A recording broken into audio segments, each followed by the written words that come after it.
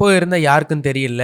கலைஞர் பின்னாடி நிக்கிற அந்த சின்ன பையன் தான் வருங்காலத்துல தமிழக அரசியலோட வரலாற்றிலேயே ஒரு மிகப்பெரிய ஒரு மாற்றத்தை உண்டு பண்ண போறான்னு. ஆச்சி மசாலா எந்த சமையலும் ருசி தேடும் ரகசியம் 20 ரூபாய்.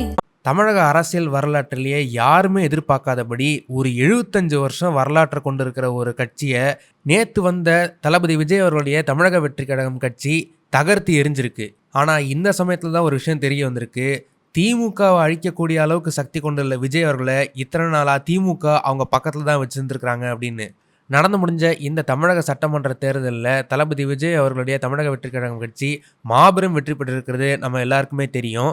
ஒரு 75 வருஷம் பழைய கட்சியை யாரோ முயற்சி பண்ணியும் தோக்கடிக்க முடியாமல் போயும் இப்போ தளபதி விஜய் அவர்களுடைய கட்சி இப்போ ஒரு மாபெரும் வெற்றி பெற்று அந்த கட்சியை தகர்த்தெறிஞ்சிருக்குது.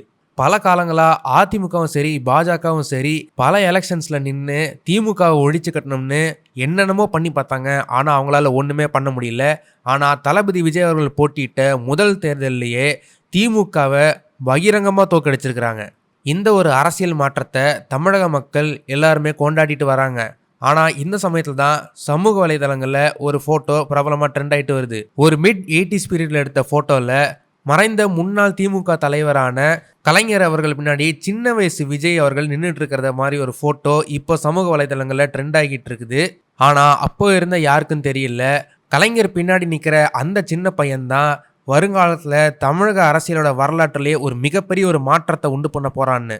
பல காலமாக திமுக மேலே சொல்லப்பட்ட வாரிசு அரசியலுக்கும் ஊழல் அரசியலுக்கும் ஒரு முற்றுப்புள்ளி வைக்க போகிறது அந்த சின்ன பையன் தான்னு அப்போது யாருக்குமே தெரியலை. ஆனால் பல பேருக்கு என்ன சந்தேகம்னா, ஏன் சம்மந்தமே இல்லாமல் விஜய் கருணாநிதி பின்னாடி நின்றுட்டு இருக்கிறாரு அப்படின்றது தான். அதற்கு காரணம் என்னன்னா, கிட்டத்தட்ட 80 காலகட்டத்திலேருந்து 2011 வரைக்குமே விஜய் அவரோட அப்பாவான எஸ்ஏசி அவர்கள் டிஎம்கே கட்சிக்கு ஆதரவாக தான் வந்து செயல்பட்டு இருந்தாங்க. இன்னும் சொல்ல போனால் எஸ்ஏசி 80 காலகட்டங்களில் அவர் டைரக்ட் பண்ண படங்களில் பல இடங்களில் திமுகவோட ரெஃபரன்ஸை உங்களால் பல இடங்களில் பார்க்க முடியும். இந்த அளவுக்கு திமுகவுக்கும் எஸ்ஏசி அவர்களுக்கும் இருந்த ஒரு ஸ்ட்ராங்கான ஒரு ரிலேஷன்ஷிப் 2010-2011 சமயத்தில் வந்து முற்றிலும் வந்து உடஞ்சி போச்சு.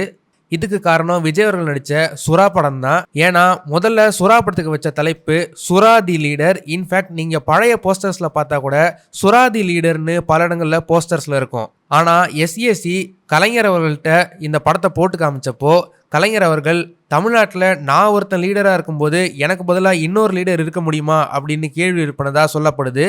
அதே போல் இந்த படத்தோட விநியோகஸ்தர் குழுமமான சன் பிக்சர்ஸும் கலைஞர் அவர்கள் இப்படி சொன்னதுனால தி லீடர் அப்படின்ற அந்த வார்த்தையை மட்டும் தூக்க சொல்லி எஸ்ஏசி கிட்ட சொன்னாங்க. இதனால மனஸ்தாபம் அடைஞ்ச எஸ்ஏசி அன்னையிலிருந்து திமுகக்கு அவருடைய ஆதரவை நிப்பாட்டிட்டாரு. ஆனால் இன்னைக்கு எஸ்ஏசி அவரோட பையன் விஜய் அவங்கள பழி வாங்குற விதமாக இன்னைக்கு தமிழகத்தோட முதலமைச்சர் இன்னைக்கு மாறி இருக்கிறாரு. தளபதி விஜய் அவர்களுடைய இந்த ஒரு வெற்றி தமிழக அரசியலில் ஏற்கனவே சில மாற்றங்களை ஏற்படுத்தியிருக்கு.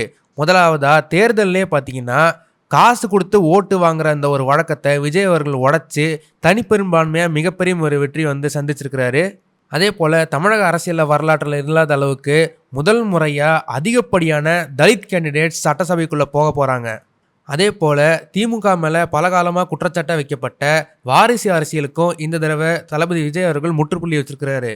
அதே போல் வேற எந்த எலெக்ஷன்லையும் இல்லாத அளவுக்கு இந்த எலெக்ஷனில் தான் இளைஞர்களுடைய செயல்பாடு தளபதி விஜய் அவர்களால் அதிகரிச்சிருக்குது.